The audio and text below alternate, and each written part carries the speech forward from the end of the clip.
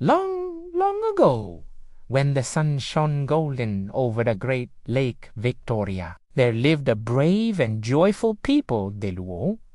Their drums sang every evening, and the smell of roasted fish filled the air. Children ran barefoot through the grass, and mothers laughed as they ground grain under the shade of big trees. One bright morning, in a quiet hut, a baby was born. His cry echoed across the village, and the elders smiled. "This one," they said, "will be great."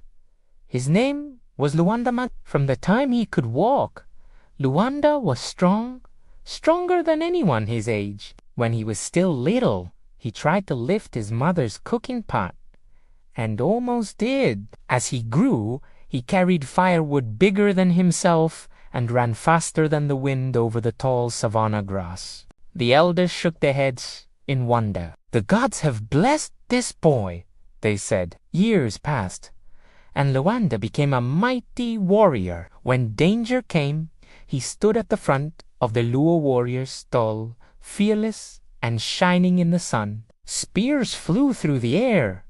Arrows whistled past, but none could harm him. They bounced right off his skin. The people whispered in awe, "His body is made of stone." Soon, even the neighboring tribes feared his name. But Luanda was not just strong, he was wise and kind. He fought only to protect his people and bring peace to the land. One day, after many battles, peace was made between the Luo and their old rivals, the Nandi.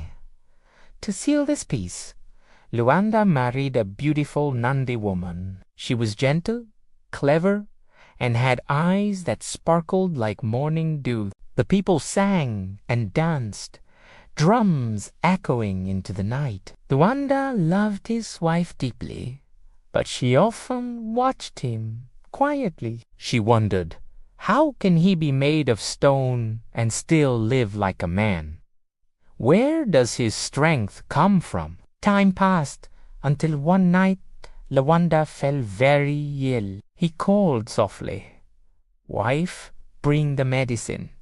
She came running. But when she tried to apply it on his skin, he shook his head and said, "No, not on my body." "Put the medicine on my shadow?"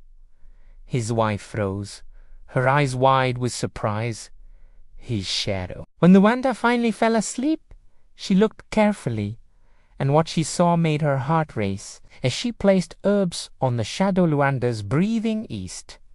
His strength was not in his flesh. It was hidden in his shadow. The Nandi woman said nothing, but deep in her heart she was afraid, and the next morning she secretly returned to her people.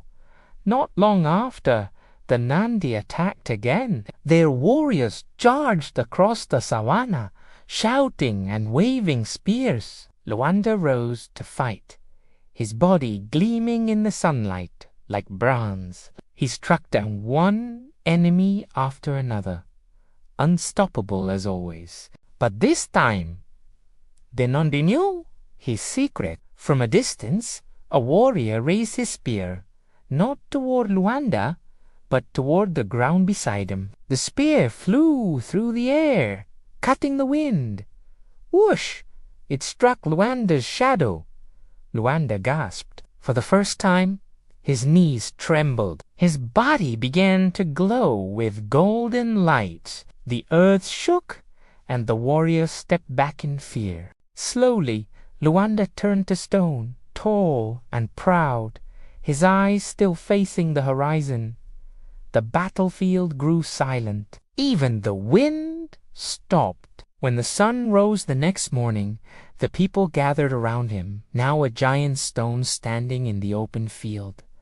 They wept and sang songs of his bravery. The elders said, "He is gone, but his spirit remains." And from that day to this, the stone of Luanda Magere still stands shining in the sun.